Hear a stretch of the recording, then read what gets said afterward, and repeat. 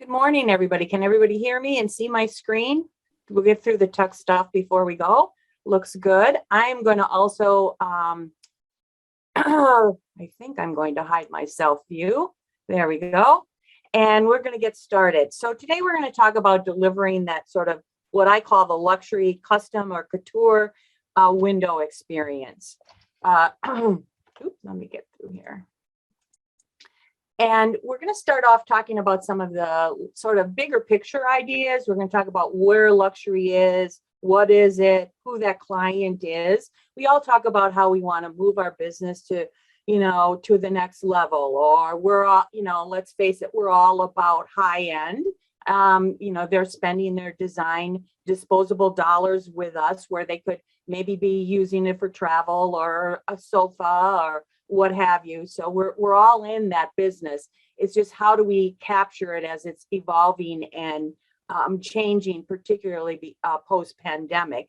And then at the end, I'm going to kind of go through sort of really quickly some of the tools and strategies and some ideas that I'm going to throw up to you, and hopefully some or one or more will resonate with you and in your business model. So let's first start off by defining what luxury is. So really, the idea is that it's sort of like, a lifestyle, a refinement. It's the finer things in life, if you will, from that phrase. It's all about appreciating the quality of life. Traditionally, we've always known the luxury market to be about sort of status and brand and that Louis Vuitton bag, etc. Right? You might not be aware that the luxury market actually grew last year, which is crazy, 14% year over year in the midst of a pandemic, right? And it was driven by personal luxury goods. And we're in that category as personal luxury goods. Hospitality is really more about travel and, hotels and that kind of stuff. But it's a huge, huge market that we can tap into in our little niche. And one of the reasons is because it's just human nature that we resonate with the idea of something that is a luxury product or a luxury experience or service. It's sort of like the idea that when you do, when you design something and it's successful, it's like good design always evokes good feelings. And another part of this is this whole driver of health and wellness. I know last year I talked a bit about the wellness and window covering market with your chapter, and we're going to talk a bit more about that today, as it's definitely, evolving. But the idea here is that, if you have an authentic brand and you have an authentic statement about who you are, it's definitely going to resonate with your customers. So one day you're in and one day you're out. There's what they're calling the whole sort of luxury paradigm, the old luxury versus new luxury. As I mentioned, it used to be about status and access and logos and the qualities and features of the product, right? It was like handmade, haute couture, it was materials and price and brand that created this prestige and status within it.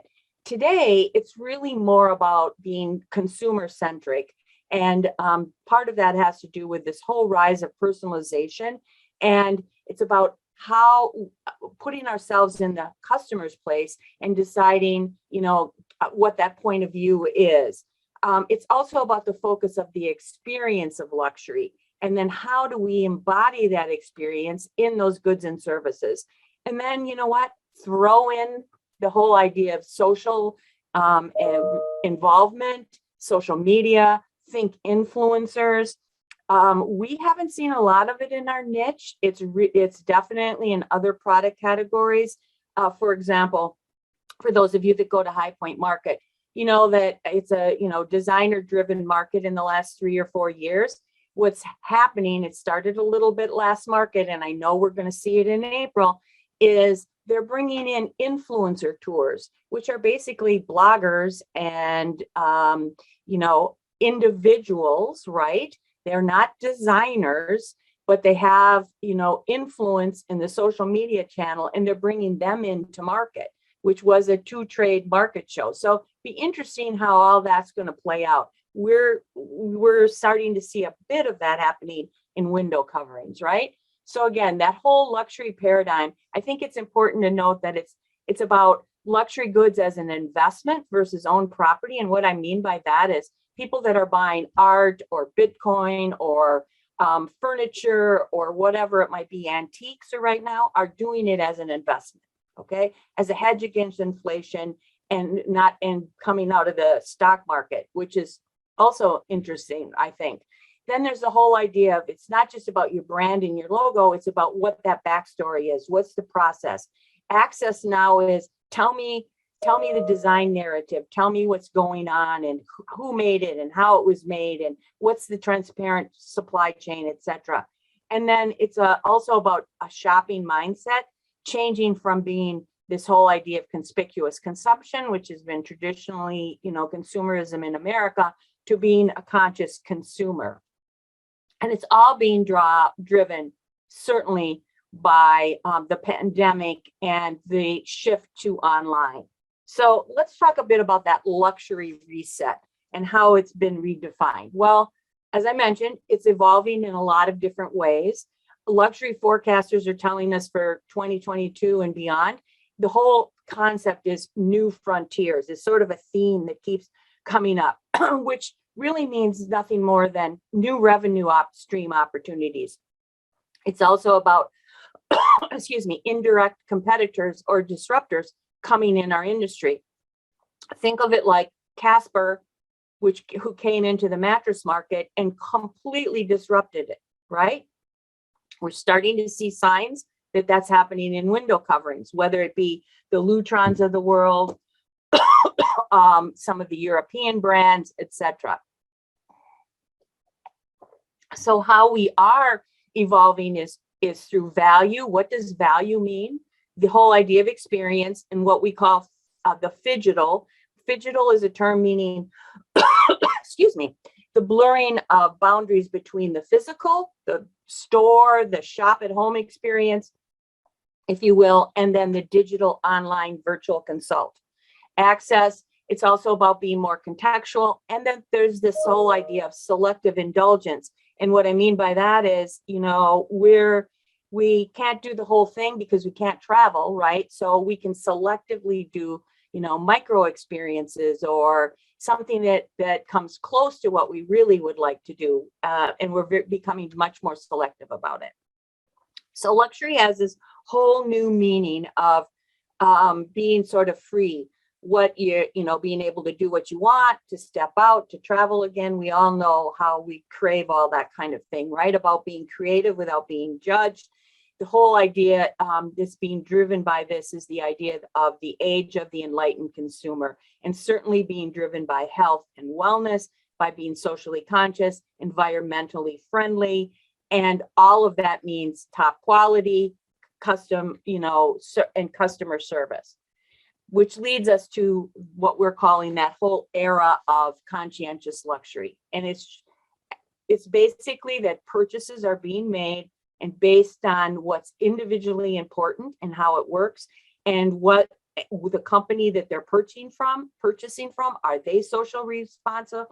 Are they eco-friendly? Do they understand standards and certifications?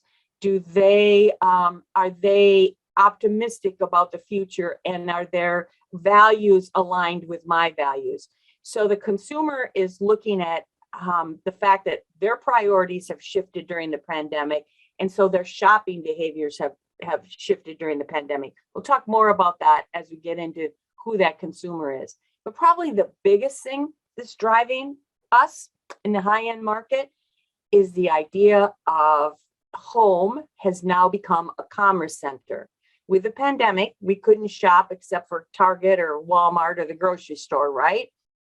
And so it's really forced luxury brands like our own to embrace e-commerce. I remember in 2020 when we first started out, and there's a lot of us in the industry that are over 40 years of age. Let's be honest, about 3/4 of designers are over the age of 45, right? And so a lot of us kind of got drug kicking and streaming into the idea of having to do virtual, online, using digital tools and technology.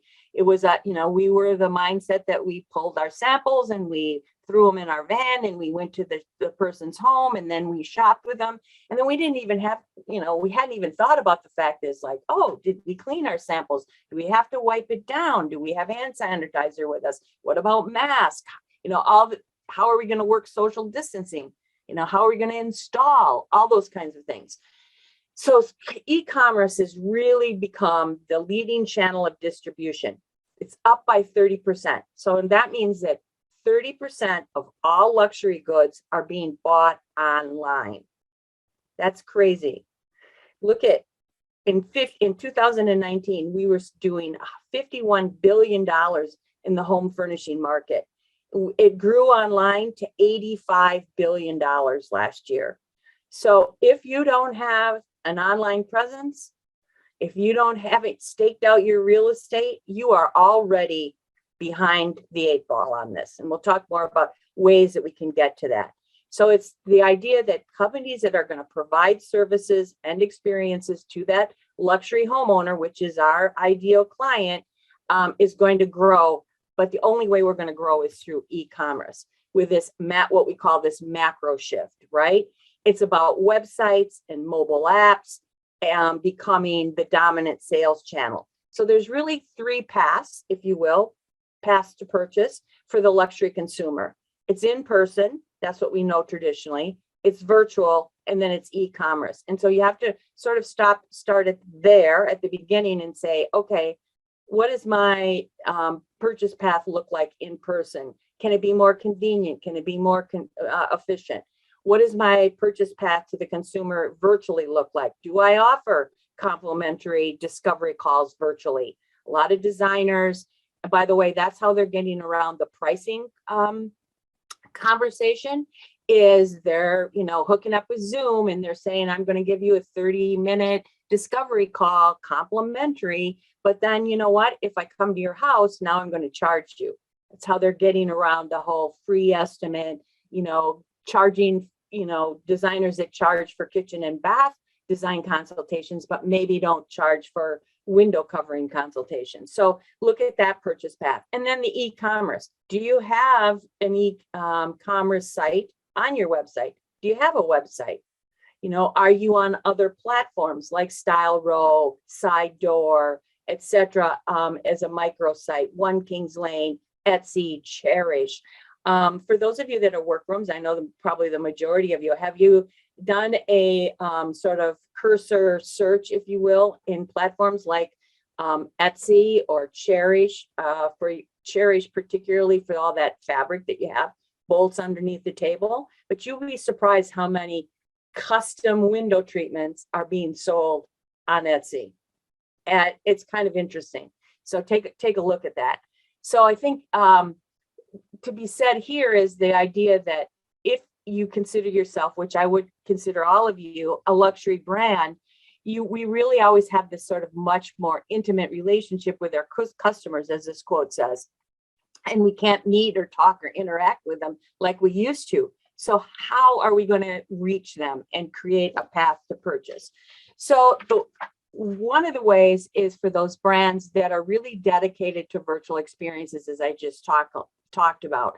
Balenciaga, Gucci, all of them. I think what's really interesting is we all know that Facebook has now talked about the metaverse because Zuckerberg believes that that's the wave of the future. But the only way you're going to get to the metaverse is everybody has to have a VR mask, very much like everybody has to have a cell phone right now, right? What's interesting is fashion labels like Gucci and Balenciaga are already trademarking AR and VR headsets for smart glasses and connected clothing and things like that. With the sale of Hunter Douglas, with the sale of VC in Shade Store and Graber in the window covering realm, you can bet your life that those VC firms are going to push and move these people into AR and VR and all of that sort of digital technology that we've been sort of slow to grasp on it. So the idea here is that if you're online, you're your virtual experience is going to have to happen through your website. So do you have a decent website?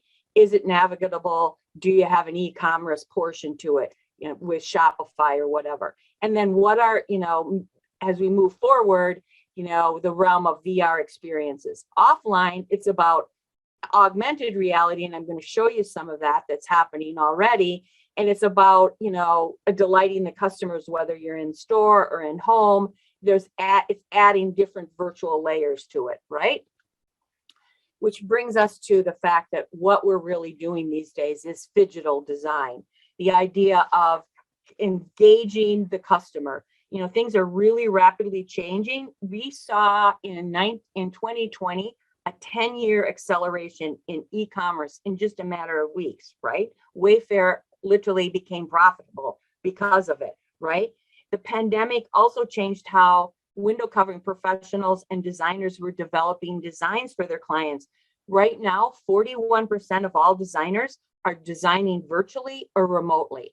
Are you part of that 41%?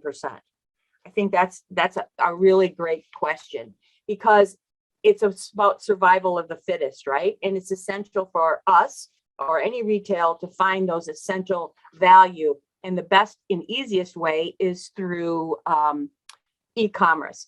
So the other thing to keep in mind is when you're selling online, there are certain things that you have to be aware of that you can do in person that maybe you can't necessarily do online. And that is offering things like exclusive design content. You've really got to, start building. Content is king here. So you got to start building content, and then, make sure that it's can be modified in some way to be shared on social media, right? And then what about upsell? You can't forget about upsell. So it's like the idea of how do you showcase different things? Well, if you like this, you might like that, right? You know how Amazons of the world do it, or Williams Sonoma. How are we doing it as window covering pros if we're working online?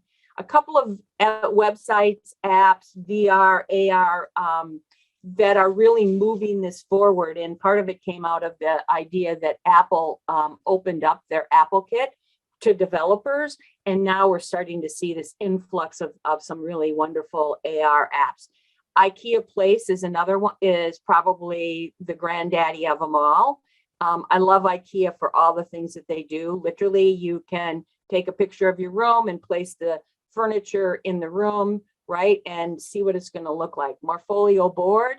This is where you can actually put things in the space. You can also start talking about color and color schemes and building color besides mood boards, besides placing product on the windows, in furniture and furnishings in the room. And of course, you all know Modsy. Modsy is what HGTV uses. You can buy a subscription to Modsy, and you can do, if your customer and clientele is that sort of HGTV, Joanna Gaines, Hometown, Ben and Aaron, whatever it might be, and the Property Brothers, and they love that, look of how you swoop in and do all these wonderful things. Modsy's for you if you're wanting to sell definitely virtually.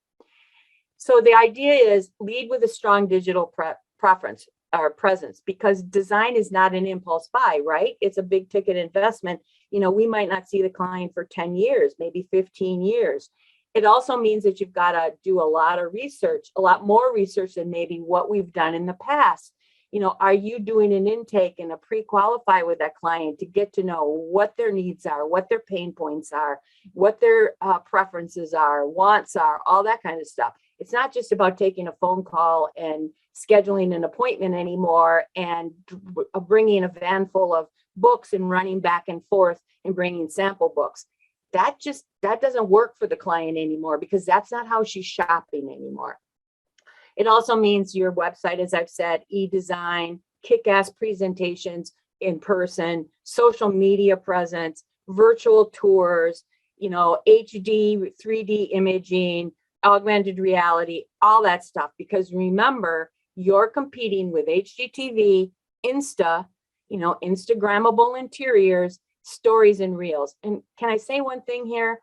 When we start talking about Insta stories, Insta posting, Guys, remember, your biggest asset is your original content.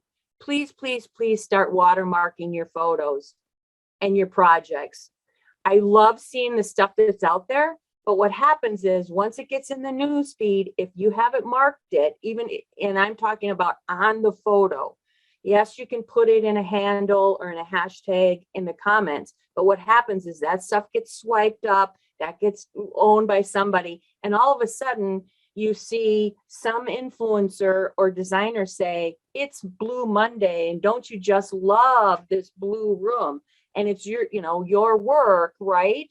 And and she's just commenting that she loves the room, but she hasn't credited any of it, right? So, don't forget, digital assets are key to your content. And out of this is something that should be on your radar screen is DTC, which means direct to the consumer. And there's a lot of furniture startups that are going direct to the consumers, and now window covering e-commerce that are going direct to the consumers. We might have known the IKEAs, we knew the Bed Bath and Beyonds, we know that there's, Shade Store, we know that there's maybe, variety of e-commerce sites, but they weren't really meant to be direct to the consumers, and they didn't have the money or the capital behind them. But here's to show you what's out there. This happens to be, who is this? This is Woven, okay? And it's spelled ROVN. And by the way, Woven is, I think you guys just did, WCAA just did an interview with her about trends, all right? So she's selling custom window treatments online, only online, right? So here's an example of, and it's really easy to do. It's like, put your fabric on the visualizer and decide your cord position in your lining, put in your custom thing. And then, do you want a cordless? Don't you want a cordless? Oh, it's $1,000. Bing, bing, bing, done, right? It's not about big boxes and pricing in a sales transaction, because, that's a $900 shade. You guys can compete with that, right? It's about convenience and easy pathway. Here's another one. This is Barn and Willow. Barn and Willow was started by a couple who wanted custom window treatments and didn't like the way it was going and couldn't get it, were not happy with the experience that they had with a window covering pro. So they started their own darn business. And then this is Michael John Designs. This is on the back end of his website. So he's a designer who has an e-commerce site. This happens to be a grommet drape that he's having made with his local workroom in quote unquote traditional old world techniques. Wonder what that means, workrooms, for a grommet design, right? And it looks like he's got a 3-week turnaround, and you measure the windows and they give you a custom quote online. So be aware that these people are the sort of the disruptors and competitors that you're up against. It's not going to be just, the budget blinds guy or the Smith & Noble designer or whatever it is anymore. Now, I mentioned earlier that I talked to you guys about wellness, and it's really important that you pivot your business to the realm of wellness, if you will, because the conversation is all about sustainability, health and wellness, the mindful home, a mindful lifestyle, etc. 41% of the consumers in the US say that they want to buy environmentally sustainable products and health and products that will help their well-being, and they will pay more for it. Okay. So it's really growing.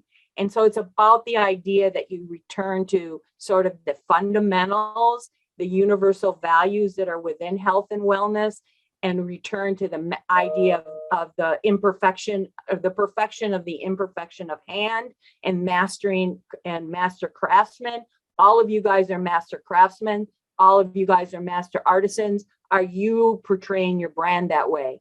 You're not just a workroom, which sounds like, almost kind of like, i.e. Industrial Revolution sweatshop kind of thing, right? A workroom. You guys are master artists in a studio, right? So it's all, part of it is about how you present yourself and the words that you use. So because consumers want to create this meaningful life, and have meaningful surroundings in the home, how are you making that experience meaningful for them on the window covering side? A couple of ways you can do that. It's through that artisan economy. It's right in our, wheelhouse. It's about unique, unusual, personalized, locally produced product and services.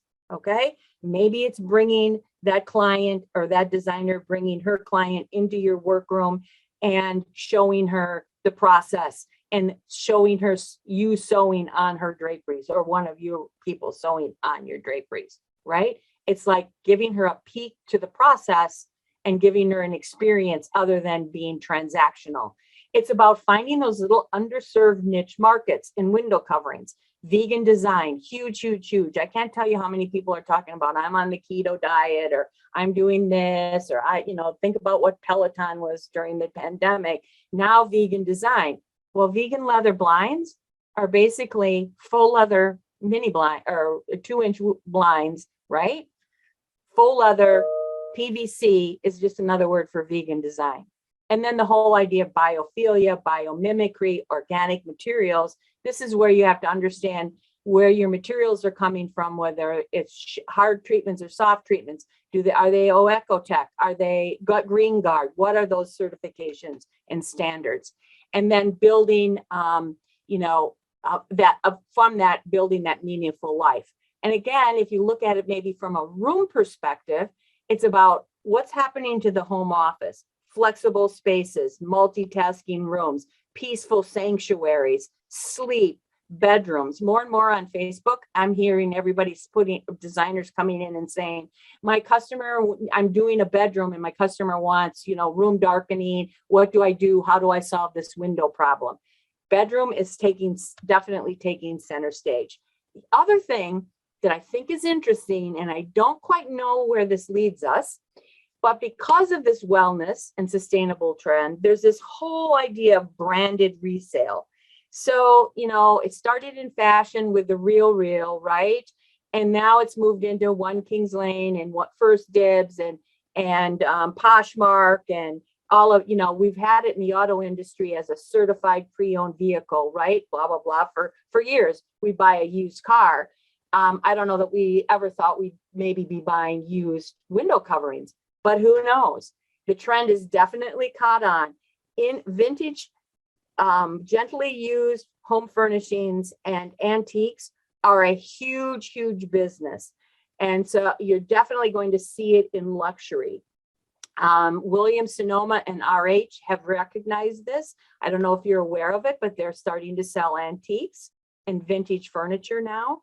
And if any of you are a Robert Allen customer, last week you got an email from them with their new catalog called Found, which is one of a kind, unique, curated items that are basically antiques and vintage pieces, right? So if a fabric jobber's going in that realm, how does that look in your realm? Is it vintage fabric? Is it vintage reimagined curtains and draperies? Did you buy a pair of silk draperies, from an auction or from a garage sale, lined and interlined, and you're going to move them into the 21st century? I mean, it could be really cool and a really great idea, because the whole idea is that, and who's driving this, by the way, is the millennial customer, which is interesting, right? It's the Gen Z and the millennial, because they want a sustainable replacement to fast fashion, right? And it allows them to move into the luxury market at affordable prices. It's more interesting and more personal when you're working into vintage styles and their personal styles. And by the way, it's also another form of that investment asset. And part of that is, whether it's vintage or handmade, when Amazon gets into the ball game, that there's something to be said for that. I don't know if any of you have been to Handmade. It's their artisan and vintage marketplace within the Amazon website. Pretty cool, pretty cool. So where's luxury going, and how can so that we can then next talk about how we can capitalize on it? Well, I think you need to consider, how can you offer unique experiences? Maybe it is that visit, a behind the scenes visit. as I mentioned before. You have to consider how you're going to ensure that your socially responsible, ethical, authentic brand shines more brightly than just the aesthetics of making a hard or a soft window treatment. You want to make sure that your luxury brand appeals to wealthy women, and I mean wealthy professional women. This is the fastest growing niche within the luxury market. Kind of goes without saying, but it's interesting. We'll talk more about that in a minute and how you can do that. And then explore how you can do all of this digitally as well as physically, how you can enable your audience to meet sort of like-minded people and create a community around who your clients and your team are, and then bring in e-commerce and re-commerce into your business model. It's all about thinking differently, breaking the mold so that you stand out. Because, you know, we used to be designers. We used to be a residential designer, a commercial designer, et cetera, et cetera. Now that's all being blurred. So how do you do it? You got to look at new revenue streams. You have to transition into new niches and specialties. What does that mean? What's your passion? You have to shake up your product mix. You have to extend your brand. And that means, you know, selling things other than just window coverings. I think of Jill with, window coverings, but then now you're really, a lifestyle retailer, if you will, right? And then add services to build long-term relationship with your clients. Because who's that new luxury consumer that you want to get to? Well, as I mentioned, it's Millennial and Gen Z. They're the ones that are moving into the luxury growth. We kind of, discount them. We think that Gen X is our ideal client base, but all of today's current millionaires in North America are concentrated between 18 and 44 years of age, right? That is millennials, and then the rising population of Gen Z. It's not Gen Xers. So, when consumers are counting for the millennials for accounting for 70% of the luxury market in the next 2 to 3 years, and contributing to what they're estimating will be about 130% in growth, you guys have to get to that customer, figure out how to do that. And remember, I said the home was becoming this sort of commerce, center, right? So that's shifting the way that they buy. It's this abrupt shift to online purchasing. Even if you come to the in-house appointment, they've done their homework. They've been online searching. Maybe they found you online on your website. They're also looking at goods as assets and investments. It's very aspirational for them. They want high quality. They want a brand with a purpose.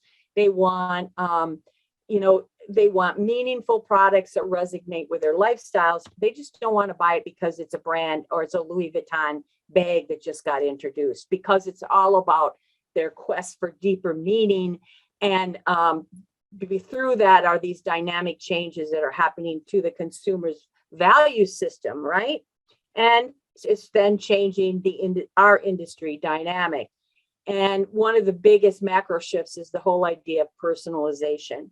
Whether it's in material, design, surfaces, whether it's in the experience, it's all about transparency, deeper connections with the client, and a better understanding about how window coverings, if you will, are going to affect their life. It's not like, oh, do you need light control, and do you need privacy, or do you need glare control? Yeah, we all know that, right? And we all know what products are going to function and give them that function. But it's selling it to them is about how it's going to impact their life. You're going to get a better sleep if I give you room darkening, right? I'm putting room darkening behind that fabric shade because of this. I'm going to want to create a Zen area, and whatever it might be. It's about personally tapping into those emotions. And then also remember, there are 4 different ways that you can, or 5 different ways, I guess, that you can work with the client. The first one to get to what we call sort of the high C's, if you will.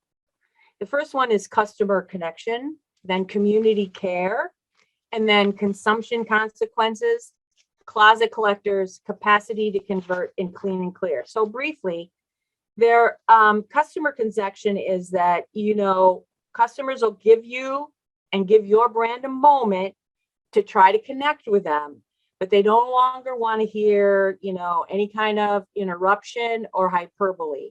So it's all about being transparent and making an authentic connection. Customer care is consumers want to see brands and retailers engaging and supporting the people around them, whether it's your local community, whether it's like-minded individuals, whether it's groups that you're involved in, even to the case of, community activism.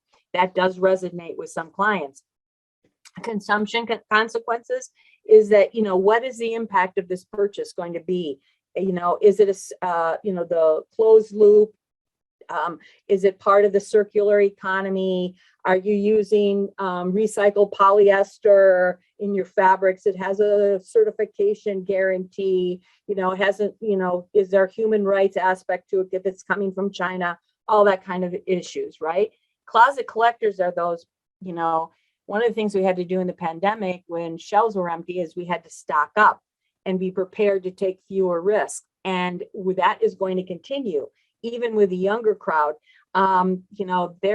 Those old habits of just-in-time buying are being broken, and they're trying to avoid risks to finances now with inflation, to cash flow because of supply chain disruption, etc. So keep that in the back of your mind also to it. And then the concierge convenience, if you will, the last one, is when customers grow used to buying anything and everything online, you have to adapt to function as sort of a consumer customer service hub, if you will, right? You are that sort of discovery center. You're the place of learning and connection. You're that hub that supports them on a personalized level. So what it might mean is, for example, woven woods are out, back ordered because of Vietnam, probably some cases 3 to 6 months. Do you have in place an infrastructure where you're reaching out to your clients on a weekly basis or every 10 days or every 2 weeks with just a short note saying, here's the update? I think of it as Rolly, because of all the beating up that they were getting on social media is now every week I'm getting an update of what is in stock, what isn't in stock, when it arrived, all that kind of stuff. Are you taking that idea and translating it to your clients, right? Another thing. Okay. So I talked a lot about luxury and the sort of the big picture and what it could be. Let's talk about the tools and ideas to make it happen. How are we going to execute it? What's our action plan? Okay. So I think you have to build what I call a luxury design toolbox to start it off. And one of the first things you have to ask yourself, I'm a luxury brand. So what's my luxury signature? Okay, what is it? Is it a dressmaker detail? Is it that you line and inner line? Whatever it might be. It could be a service that you offer them. It could be part of the product mix, whatever it might be. Are you fashion forward? Why do your clients come to you for that high-end product? Then you've got to really do a good job of building out a pre-qualification script and deciding how you're going to execute that with a client. Is it going to be with a virtual consult? Is it going to be a phone call? Is it going to be digitally with emails and Dropbox and that kind of issue? But the high idea is from the very get-go, you have to start thinking about establishing a relationship in other ways than what we used to do. Have a portfolio, lookbooks, mock-ups, sample kits, renderings, mood boards, presentations. We're back to old school. It has become important because all of these things mean value in a digital world. So bring your portfolio up to date. That's that representation of the work that you can give a client, to show your depth and breadth and quality of your work and what content should be in it. Whether you offer it physically on the job site or it's digital and once the phone call comes to you, are you digitally sending her a link to your portfolio that's housed somewhere online or on your website so she can see your work? Yes, you probably all have gallery shots and all that, but that's not as formal as a portfolio. Think of it as being more professional. And it also tells you what you can do. How many of us have been on the job site and the customer thinks of us as the drapery lady and didn't realize that we do color consults, or we can do upholstery or light upholstery or whatever it is. Sending them that from the get-go manages their expectations, and it also starts them thinking about the upsell, if you will. Particularly because there's all these layers of between virtual and physical. Besides your portfolio, do you have a profile sheet? You know, how are you telling the customer who you are? Welcome to the process. Thank you for calling me and allowing me to quote on this project. You know, what does that look like? Here are some examples. Design, and you can do these very cost effectively. Most designers are using somebody like a Canva, if you will, or PowerPoint, because the templates are already there and they look really professional. And it's something you can send not only digitally, but you can have printed up and send in the mail or bring with you on your consultation, right? Here, for example, this is actually off of Etsy. It's a 12-page welcome packet, and you just pop in your information. Maybe you don't need all 12 pages, but look at how professional that looks, right? From the get-go, if I'm going to sell a $10,000 job, if I'm a client, I want to get something like this. I don't want to just, get an email and thanks or a phone call, and then, I find out that you want me to spend $10,000 with you, right? Just doesn't feel right. Have the right selling tools. How are you, whether I use sample bags or selling bags, like Land's End.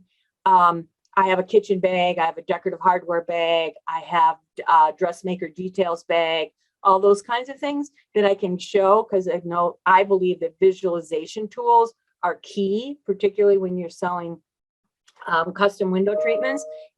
What does the client think a goblet pleat looks like? Does it look like a champagne flute, or does it look like a red burgundy balloon?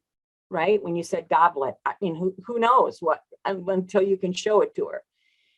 There are also new ways to consider engaging and presenting. Again, the whole idea of virtual design, virtual consults.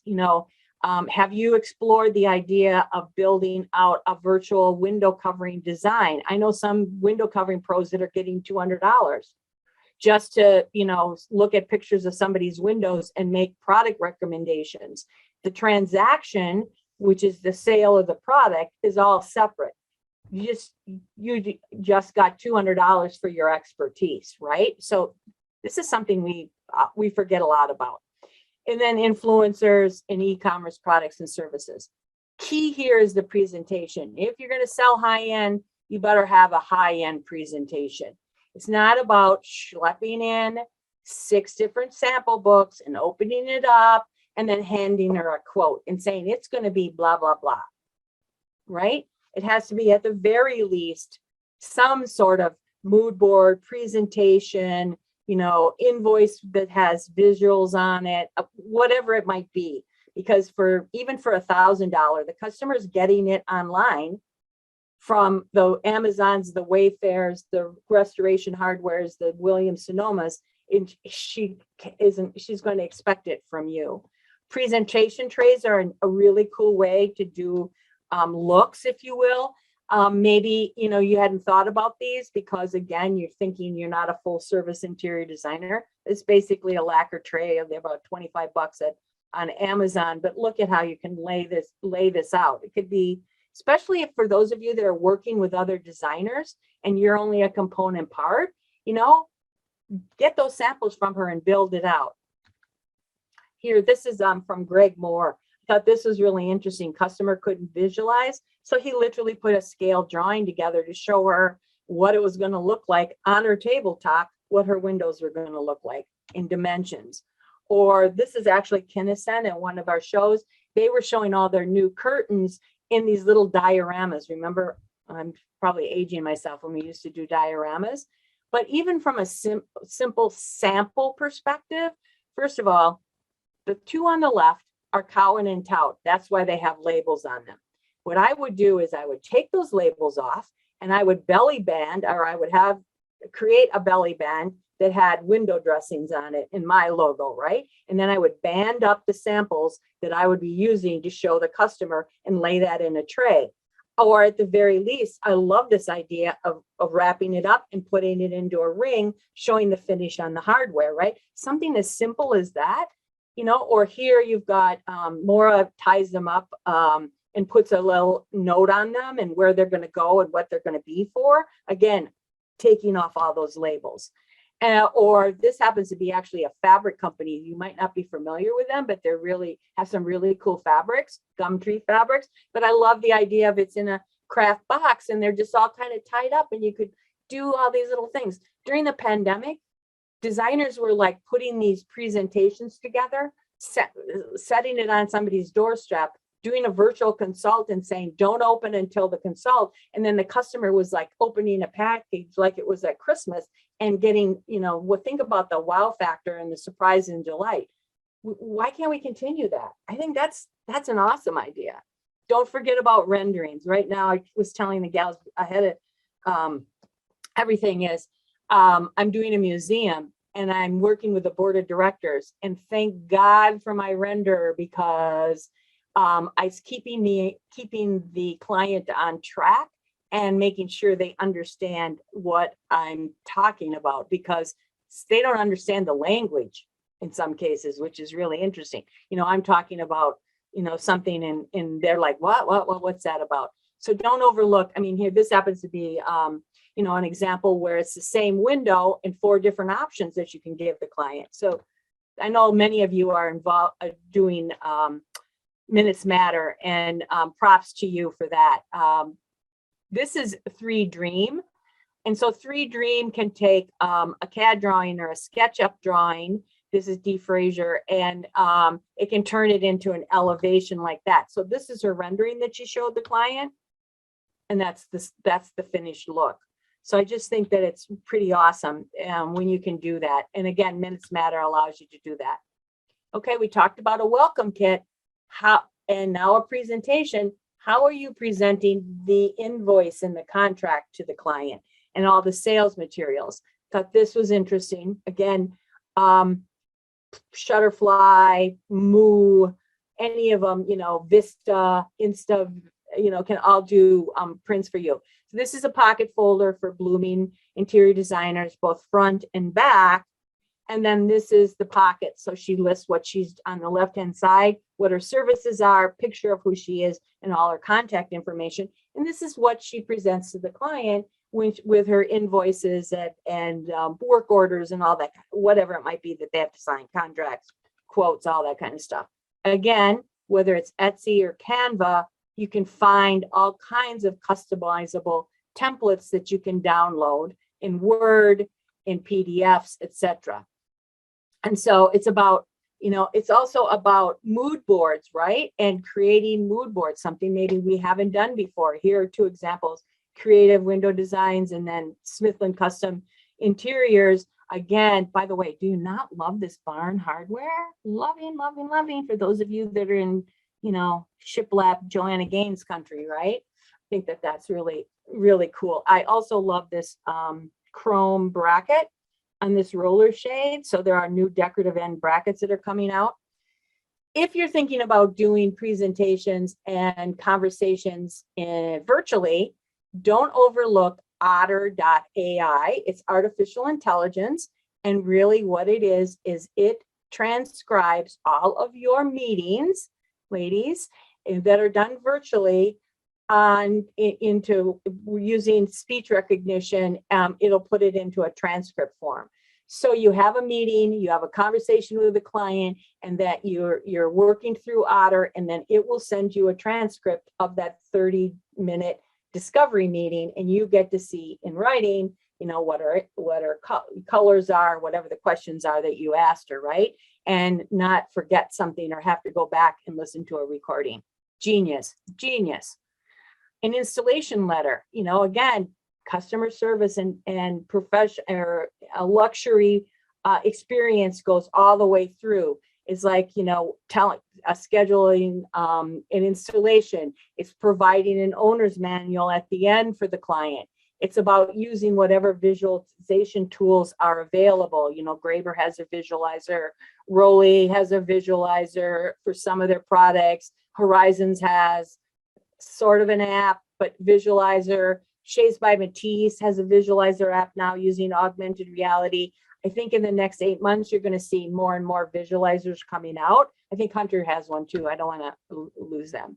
So secondly, once you got the tools, what about the right product mix? So here are some luxury product ideas. The idea here is to review the products that you're selling, what are you missing? Where are the voids?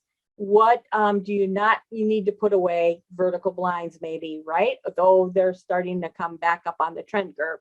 And then what can you add to it?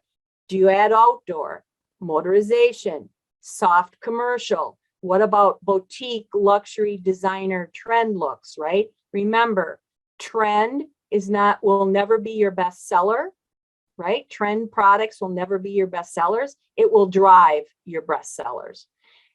Think about collaborations. What are your secret sources? Maybe that's part of your luxury signature. Have you covered all your bases? What about, that whole idea of authenticity and artisanship? Do you have your own private label collection? And then of course there's the bespoke features and dressmaker details and then materials. So, we do one-off custom crafted pieces. Celebrate that, show the customers that, right?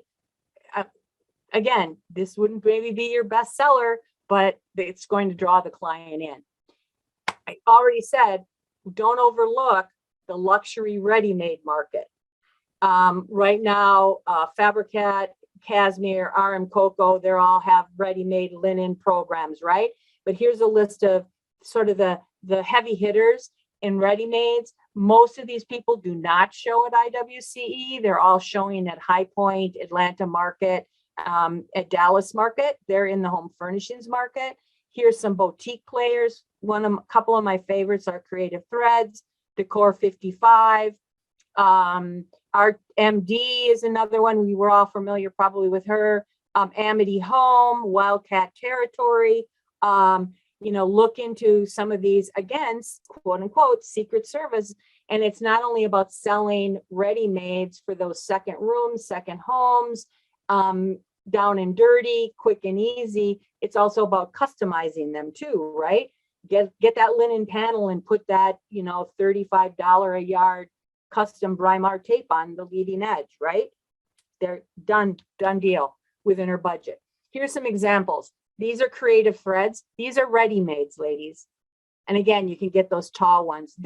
Because they're out of India, they're really known for their embroideries, bandings, and their embroidered fabrics.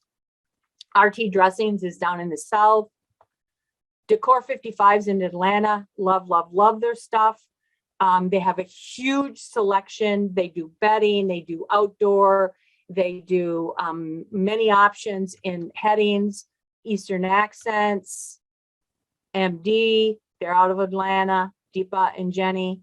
Luxury hard treatments, Lux Mater, they're Spanish, they're doing velvets, they're doing leathers, they're doing mock leathers, they're doing embossing, they're doing cork, they're doing felt. Hartman and Forbes has really gotten into it. They have a whole new line that was just won the Best of the Year award in window coverings from Interior Design Magazine. And Max Humphreys, that's what you're looking at right now. Sunburst has the shutters on the barn rail. So again, all these little things that maybe, nobody else is offering. Don't forget about materials. Again, this is Hartman and Forbes. This is look at these pastel wovens, right? Very Conrad-like, but not in the Conrad price point. Or how about this 2-inch jalousie that's translucent, right? Acrylic rods are huge. Who knows when that'll become even more. And decorative hardware, my whole new obsession. On the top, or actually, all of these are Tilly's. They're a UK company. They ship to the US. Do you not love this dovetail? Look at this wood with this steel. Look at this routed channel, much better than the D channel that we sell in the US. This is brass that's been torched to get that flame look to it. I think it's pretty easy. Collaborations. We're finally doing collaborations. Every other industry does it. Smith & Noble has several.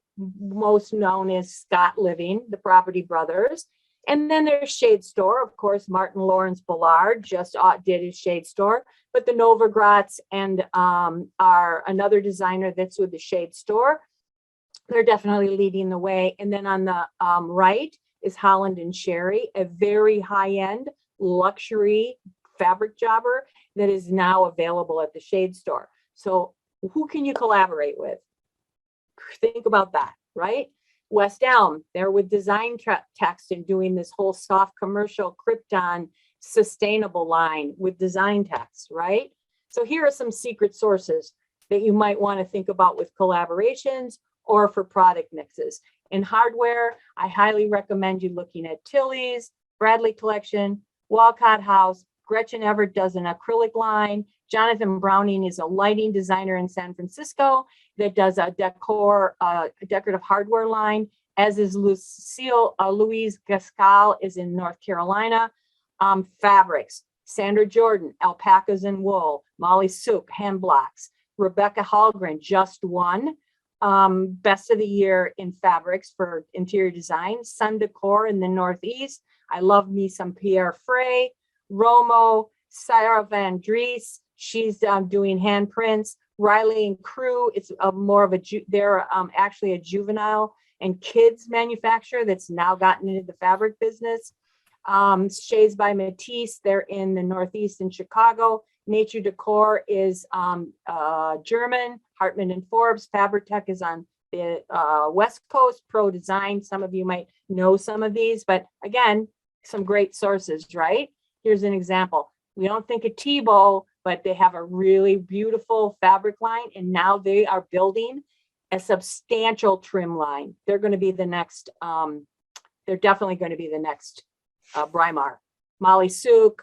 Here's the ombre from Rebecca Hallgren. How are we doing on time, ladies? I saw you popped up. You're about ready to have me. Let me finish up real quickly here.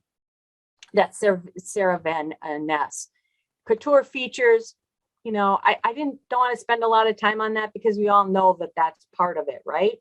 But the whole idea of technology with window coverings and this connected window is going to bring you into the high-end realm, not only with motorization, but have you thought about generic? So this is Cravidot, and they're doing some really wonderful solar screening, some really innovative stuff in hard treatments.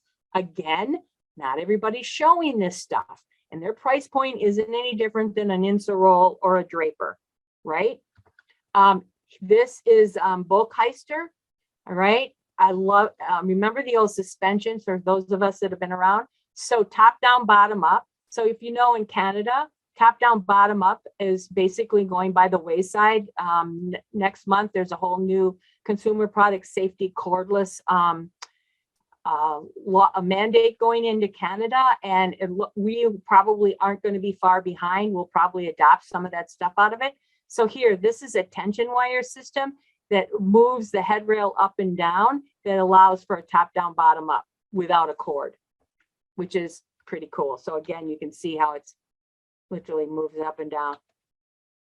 Got to be inventive. This is Tilly's. They also do these systems like a Vaco and a Colis and a Bon. So this is a dual system. It has one single side chain. You can do 2 blinds on one headrail with one chain. So as you can see, there's a shear Roman, and then there's an operating functioning over Roman on it. Infinity track for ripple folds. This is literally what the track looks like. And you literally, it makes it much easier for your guy to route out a channel and or to dry roll around it than to do, you know, the inch 94,001. Panaview, again, thinking outdoor. Everybody needs, this is a zero gap zipper shade system. Awnings and zipper shade systems and outdoor shades. Not all of us are get into it. Kind of left that to our installers like we've left motorization. Let's grab that back from them, right? What's happening in motorization is there's going to be true what's called power over the Ethernet that's coming to play in the next 6 or 8 months. So again, get motorization on your radar and what is coming next. And then from a wellness standpoint and the whole idea of health and wellness in the sleep revolution, there's huge opportunity for us when it comes to room darkening and personal custom solutions, whether it's performance textiles or certified textiles. But I think this is the biggest, because in our industry, what does room darkening mean? What's blackout? How many times does your client say, how much light in light filtering comes through? What does semi-opaque mean, right? There is no industry standard. Every manufacturer has a different standard, and the customer doesn't understand it. She doesn't even know that she's going to get light gaps, right? You're going to darken my room. You're going to give me room darkening. How come I got a light gap? So I think if you create your own standards as a workroom or as a designer or window covering pro, what the guidelines are, what the definitions are, curate your product offerings that way, right? Not by category, cellular, Roman shade, but as here is my selection of room darkening options. Here are my light filtering options. And then create the visuals and the sampling to support it, and maybe throw in a little circadian rhythm and lighting design with it. You guys, nobody's doing it, or I shouldn't say, there are some people that are doing it, but this is a wide open opportunity. And by the way, in hard treatments, it's not a commodity transaction anymore. It's an experience and a service, right? You solved her sleep problems. You're bringing her a restful night, blah, blah, blah. Products that are out there, Lutron has the facade finder on the mobile app. It has that natural light optimization. You know, you can tilt the blinds and they'll preset, but depending on what the light is. I have to say, I'm getting more and more inquiries in the last month about this. I've been talking about this for the last year. It's the whole idea of oral wellness, meaning acoustics and acoustical fabrics, and clients, especially those that are working from home, finding that they need noise scenarios and light control and privacy. So add that to the bailiwick of what window coverings can do for you. Here are 4 of the leaders when it comes to fabric jobbers. And by the way, they have all the documentation, and they can tell you what the NRC is. The NRC stands for noise reduction coefficient. They're in there, as you can say, available. Creation Bauman, Sun Decor, I think Draper, all have sheer weave roller shades that have NRCs to them. And then if you're not familiar with Gunrid, this is a air purifying curtain that's sold for $99 at IKEA. And speaking of that, air cleaning, air purifying, are you into luxury, sustainable cleaning products and how to clean and maintain your window coverings that you're selling us, right? So sell that along with, you know, the maintenance kit that comes along with the shades or the draperies that you provided for the customers. And then last, very quickly, let's talk about some strategies for process and experiences. So I think the biggest here is, how do you layer in virtual with physical in home, right?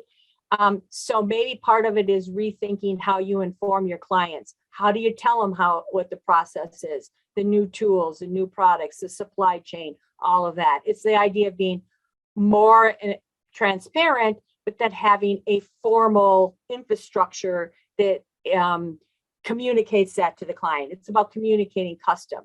And then it's also about creating this sort of iconic identity that allows clients behind the closed doors. It can be done on Insta. It can be done with video. It just sets the tone about what's happening in the process.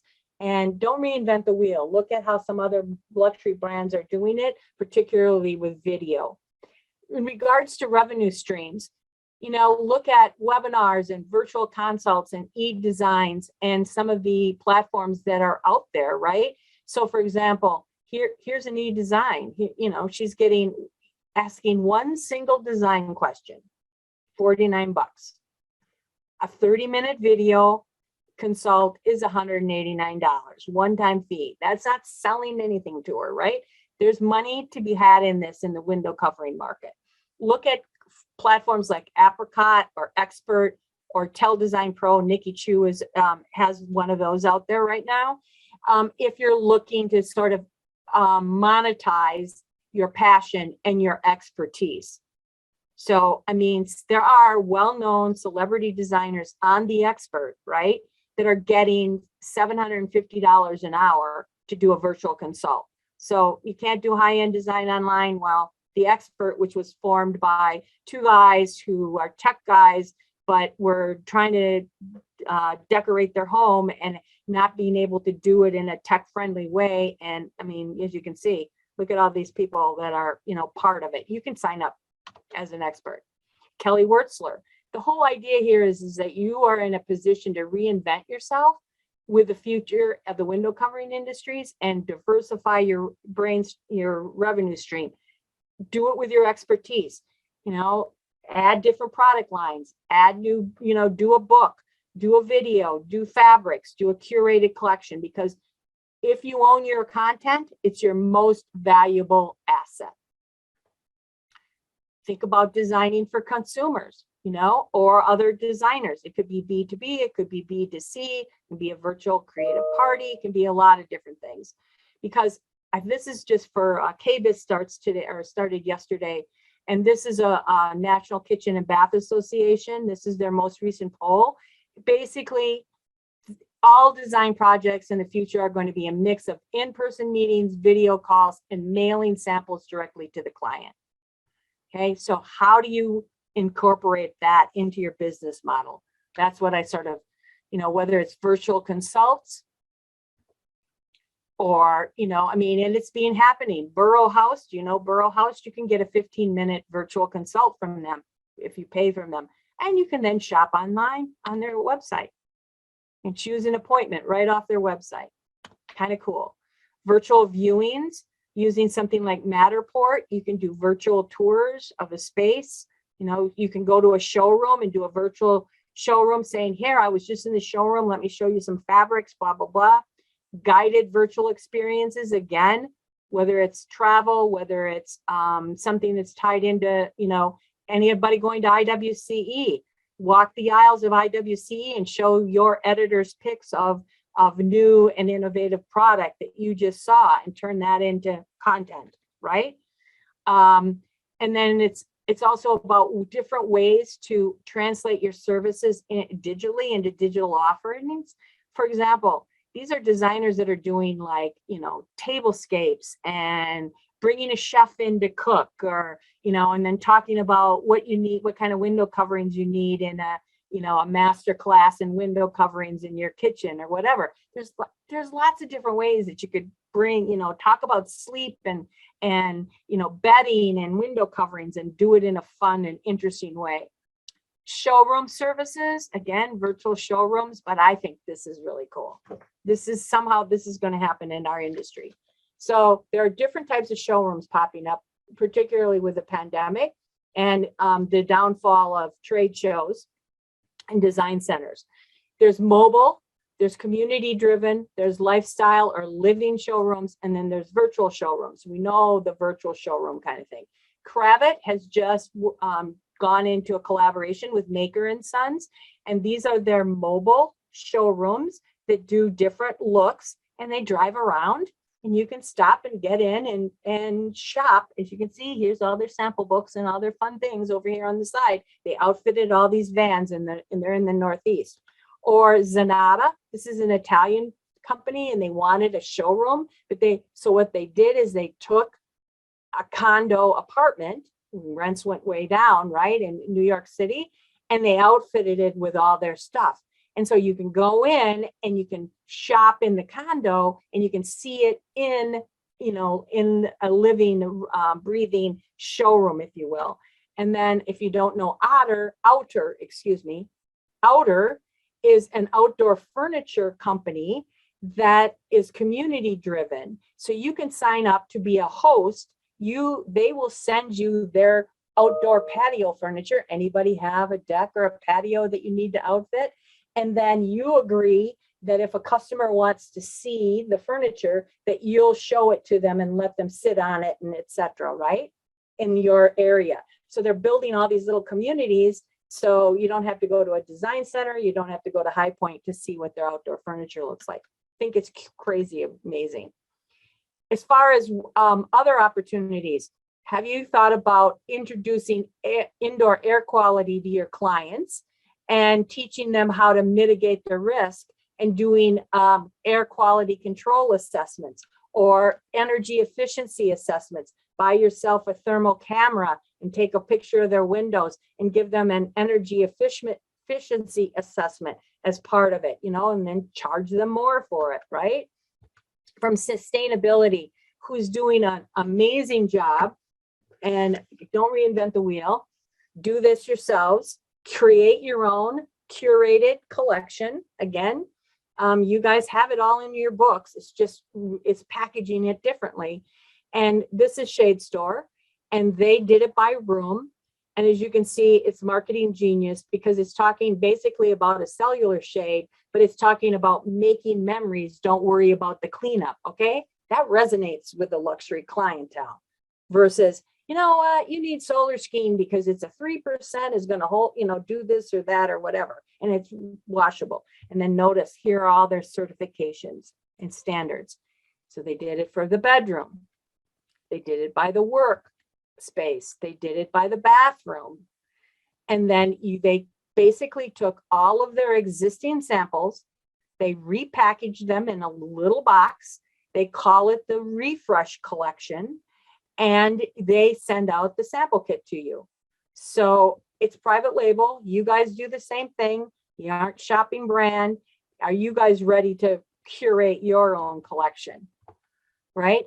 Or enter into a collaboration with somebody like Khalees, who, again, talk to the client about the fact that if I'm selling you Khalees, a portion of that money goes to trash packers, or, it's a circular recycled product and all those kinds of things. It's about how we talk to our clients. It's a whole different way of doing it and communicating what custom and luxury means to them. I think this is also something going to happen. I talked about secondhand luxury. I'm going to, this will be my last one. I'm going to take some questions. Coach is just doing an apprentice repair training program. So it's a 1-year program to learn how to craft their leather handbags. And it's going to allow them to literally, you can send in your bag, they will restore it, and then they will resell it in their quote unquote reloved collection. And then it's the Reloved Craftsman Apprenticeship Program. There's something about it that just says window coverings. I don't know how that looks, but imagine it's the whole idea of, again, so you're taking down those draperies that were 20 years old. How can we restore? How can we use a portion of that in your new look? I think in selling it that way is pretty cool for secondhand luxury. So Catherine, do we have any questions? I see a chat. We don't really have any questions. I mean, okay, good. Marie says amen to watermarking. I know Marie understands. No, right. But it's crazy how there's a lot of stuff out there that people are like, what? But that's my work. I mean, I think I've told the story before. Many of you maybe don't know this, is that several years ago, 3 years ago, IDS does a Designer of the Year program, right? And competition. And one of the designer that originally won Designer of the Year was stripped of their award because they presented somebody else's work as their own and won with it. Yes. Oh my gosh, that would be so awful and I know, humiliating. I know. And again, we were on a fine line with that. And it is maybe an interesting topic for you guys to chat about someday in one of your chapter meetings, is particularly with workrooms. Okay. you're the behind the scene person, right? The designer that you're working for takes ownership and credit for that design. And in many ways, she didn't have anything to do with it. She brought you a piece of fabric and a window measurement, maybe a window measurement, and said, this is what I'm thinking. And that, as we move forward into that, into the sort of luxury and 21st century, it's like, how do we brand ourselves, and take, and we deserve the same recognition, or not we, but you as workrooms, I'm only as good as my workroom. They deserve the same kind of recognition that a designer gets. I don't know how you do that. There's got to be some way to start. I don't know. Don't you think, Deb, that there's, I don't know, maybe I'm naive to think this, but it seems like there's more of a collaboration between workrooms and designers, and the designers are willing to give that credit to the workroom? Not in my experience. Not in your experience, yeah. Not in my experience. I mean, not to the design part, or whatever, but to the fabrication and. No, I don't know. I mean, it's like they're playing lots of things close to the vest, because it's like, think of it in a different category. It's like with sofas and furniture, right? Everybody wants to know who makes restoration hardware sofa, right? It's like, and nobody wants to tell you who does it, right? So it's kind of the same thing. Who made your bedding? Who made your draperies, right? Yeah, and Jamie's like, yeah, in Houston, I think part of it is regionally too, Catherine, is like Jamie's in Texas. And I got to tell you, Texas design can be cutthroat because there's so many of them, and it's high stakes. There's a lot of money to be made. So again, you got to, frankly, right. I think you have to sell yourselves. Yeah, as craftsmen is really interesting. I mean, there are lots of people that do it, but it's like, again, maybe it starts at the beginning, is when you enter into that initial conversation with a designer, you set those expectations as far as, you understand what I'm doing in this, and I expect, this, that, or whatever, right? Yeah. At the very least, you should be at least have privy to their photography and content that they're generating out of that project, because it was your project. Correct. Yeah. Yeah. There's got to be a confidence in the workroom to be able to have those conversations with the designer. I agree. And not be defensive, but be collaborative and somehow be able to communicate that. Yeah. And maybe that's the way into your collaboration. If that resonated with you guys. So it's Martin Lawrence Bullard X, shade store, right?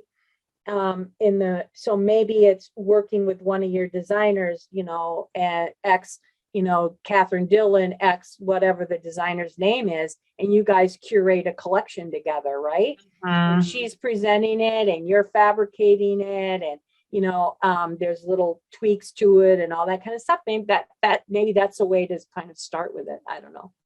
Yeah. But there's money to be made in doing that kind of thing. Yes, I think so. Yeah. So I hope I gave everybody some good ideas. Oh my goodness, you gave so many good ideas. And I think some of the takeaways for me are making all my processes pretty and presentable and packaged. I think that's one thing that Yeah, because think about when you're on a website, right? When the customer's on a website, whoever it is, Anthropologie, when you're buying clothes, Lululemon, whatever it is, right? It's pretty and and you get all these wonderful looks, and you know what I mean? There's something about it. Even ASOS or H&M, they have, virtual models walking down and turning and showing you what it looks like for a $15 sweatshirt, kind of thing. Yeah. Right? Yeah, I have been amazed at some of the packaging. I got like it's really just a computer bag from Calpac, and it was packaged just beautifully and had like this nice card with it and a bag, and I saved it because I thought, oh my gosh, they really are kind of one-upping their presentation just on a computer bag. Speaking of that, I think the whole idea on the it's at the front end and then it's at the back end where it's a whole idea of upping your delivery game. I can't tell you how many times I have designers tell me that or window covering pros that they're bringing the box that their Graber artisan drapery or their Horizon shade came into the client's house and opening it up. Now, if I spent $5,000 to get Roman shades or, woven woods or whatever, I don't want some guy opening up straps and taking out bubble wrap in my house. Right. That devalues my investment as a client to me. So I think if thinking about packaging in soft, my idea is buy yourself a bunch of, really beautiful bridal bags and start hanging your draperies and put your logo on a bridal bag. Now, walking into the house with something like that to me says I'm a high-end professional, right? Mm-hmm. And they're not expensive. They're only like $3 a piece for this stuff. Right. Kind of thing. I thought this was interesting. This is a portable dry cleaning unit that hangs in your closet. So it's kind of an interesting thing to have, if maybe this is a revenue stream for you, putting your draperies in there and actually cleaning them right on the job, bringing it in, hanging it in her closet and dry cleaning your draperies on site. I don't know. Speaking of packages, this is another revenue opportunity. I don't know what it looks like quite yet, but I think that there's something there for it. Is that think about all those membership subscription boxes that are out there, right? Everybody does HelloFresh, Birchbox, ButcherBox, right? Fun and fabulous. The pandemic. So Aviva Stanoff does decorative pillows, but she's also into new crystals and new age, healing and all that kind of stuff. So she puts together a quarterly gratitude box. And then there's always a decorative pillow in it. And it's literally somebody subscribes. It's a yearly subscription like Birchbox, Oh, wow. Or this is direct coffee. And then they do a magazine. I just saw this advertised on cable. This is Sunday. It literally gives you custom lawn care kits and you hook it up to your hose. So you don't have to have the lawn guy come for $100 a pop or whatever it is, right? Or this guy is a designer and he does florals, right? So he has these limited edition boxes where he's like a floral books or whatever, pro, what I mean? The florals online. Okay. And then he does a video that tells you how to arrange it. So there's something there that could be done with window coverings that could be really cool. And again, this is just another, how fun is it to wake up and see you just sold 3 boxes or something? I know. at $99 a pop. So anyway, I could talk forever, so I'll let you, I know everybody has things going on. I want to thank you all for listening today, and everybody have a great rest of the day. Is there anything else? No, this has been wonderful. Thank you so much, Deb. I always love when you are on, when you visit the virtual chapter. And Deb also has some different, she has like a window treatment certification class that she does. So kind of look out for that. There's a lot of standards and stuff and ideas that she gives. As you can tell from this presentation, she over delivers. So it's, you'll definitely learn a lot from her and grow in your confidence if you're able to take one of those. But thank you so much, Deb. This is amazing. Thank you guys. Thank you, everybody. And bye-bye. Have a great day. Okay. Bye-bye.